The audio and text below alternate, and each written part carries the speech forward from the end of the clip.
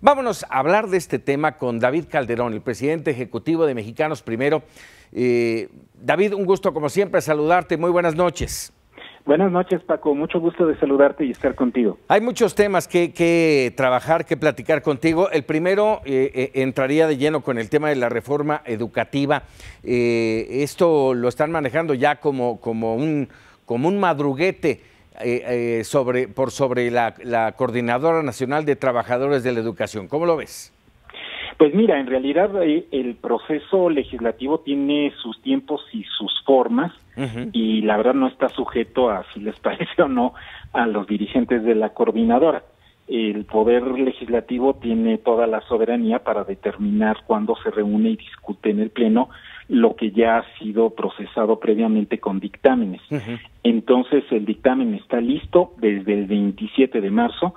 Ahora se le dio publicidad, como se dice, lectura pública, que en realidad pues ya todos los diputados lo conocían, pero es un trámite necesario para llevarlo al Pleno, pero está todo listo, tanto como que si lo quieren hacer a las 6 de la mañana, perfectamente podrían hacerlo si acuerdan así la Junta de Coordinación Política y avisan a los miembros de la Cámara de Diputados. Ya está lista la reforma, la votarán mañana y posiblemente la votarán para aprobarla. ¿Cuál es tu opinión sobre esta reforma, David? Pues mira, siempre en la democracia hay elementos que te quedan a deber. Entonces, en el ajuste de todas las posturas, creo que se encontró un equilibrio razonable. Es decir, algunos aspectos fundamentales, la rectoría del Estado, el valor central del derecho de las niñas y los niños, el aprendizaje, la educación inicial, hasta la autonomía universitaria que por un dedazo se les fue, está ya toda dentro en el dictamen.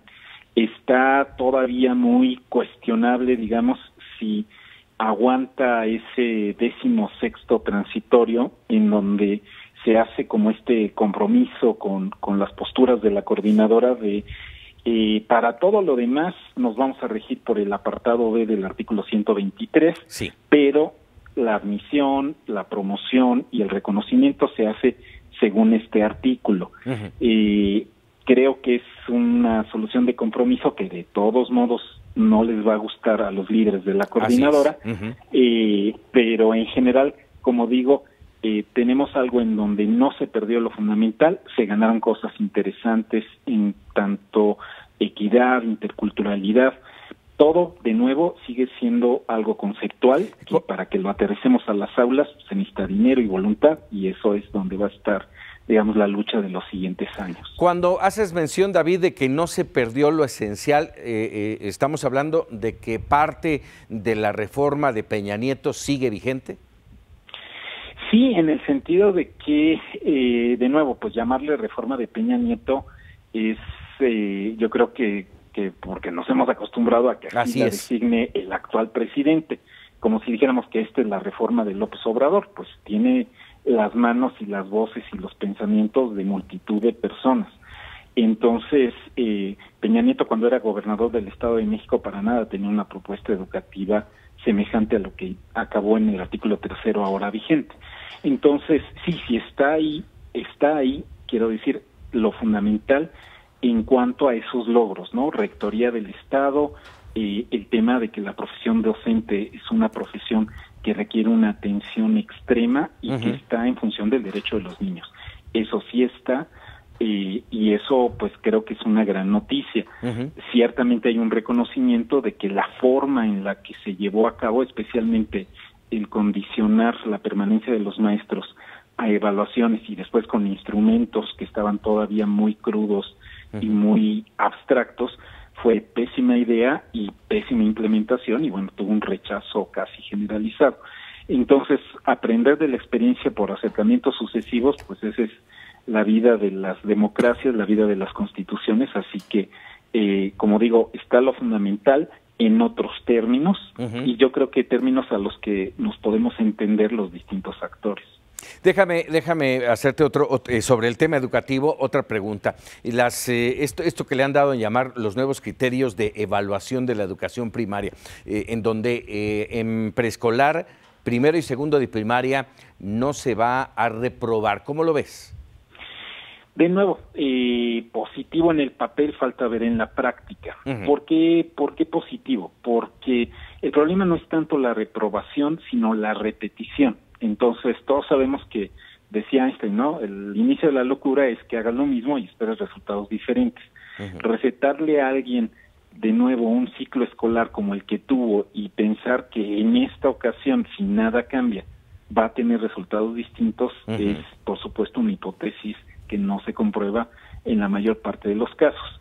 Entonces, el riesgo es justo que sea laxitud y pasar a todo mundo por debajo de la cortina, y no la parte positiva de hay que hacer una detección temprana de dónde están las barreras, las dificultades que puedan tener alguna niña, algún niño, por múltiples razones, desde su estilo de aprendizaje hasta la situación de contexto en su familia, su estado de salud y demás. La misma capacidad del profesor o de la profesora para encontrar alternativas de plantear un mismo contenido. Los aprendizajes clave no son que te aprendas la página del libro, es que aprendas a resolver un problema de la vida real, y para eso hay múltiples caminos. Así que sin una estrategia vigorosa de apoyo y de formación para los profesores para enfrentar las alternativas, sí corremos el riesgo de que no sea tan positiva la medida. Pero David, déjame interrumpirte, lo decía yo hace un momento cuando daba a conocer la información. Según yo, es mi punto de vista, esto ya venía sucediendo desde hace más de 10 años. Totalmente, tienes absolutamente toda la razón. Justamente, es nada más una actualización. Exacto. En realidad tenemos ya 2 sexenios casi enteros con esta política, claramente desde el ciclo 2012, está así explícitamente establecida, el acuerdo 648 se llamaba. Entonces estas normas solo las actualizan, digamos, al régimen actual, así es, pero ya estaban ahí. De todos modos, queda un margen para que los estados y los mismos profesores y las zonas escolares lo manejen, porque sí está contemplado que haya una repetición de ciclo cuando las ausencias fueron tantas y tales que no hay manera de considerar que ese niño realmente cursó el ciclo escolar.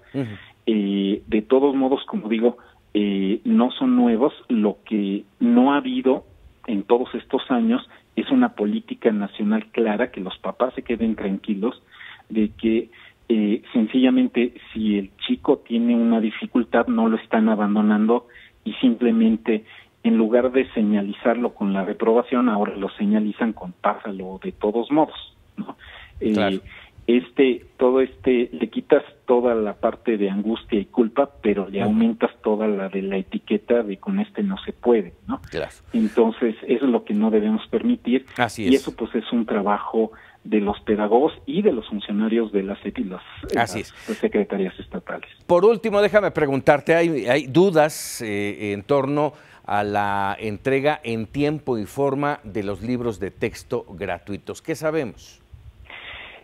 Sabemos muy poco. Sabemos que justamente ha habido bastante confusión en cuanto a si permanecen como tal los contenidos, contenidos programáticos, sí, sí, los programas son idénticos.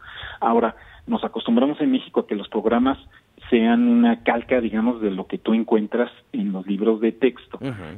Había, me parece, la intención de estar muy rápido con nuevos libros de texto, pero pues los procesos técnicos no se pueden improvisar así de fácil, así que el riesgo es ese, que como se atrasó la producción normal de los libros de texto, pueda haber, digamos, en ese sentido, desabasto o ausencia de los materiales.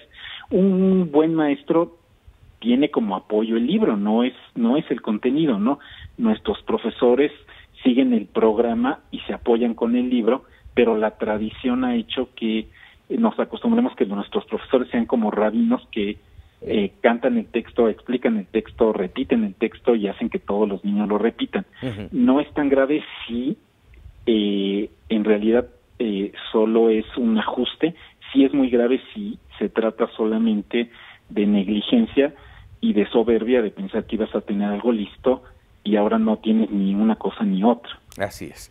David, te agradezco mucho, como siempre, que nos atiendas aquí en Mega Noticias TVC y seguimos en contacto. Paco, muchas gracias. Muchos saludos. Muy buenas noches, el presidente de Mexicanos Primero.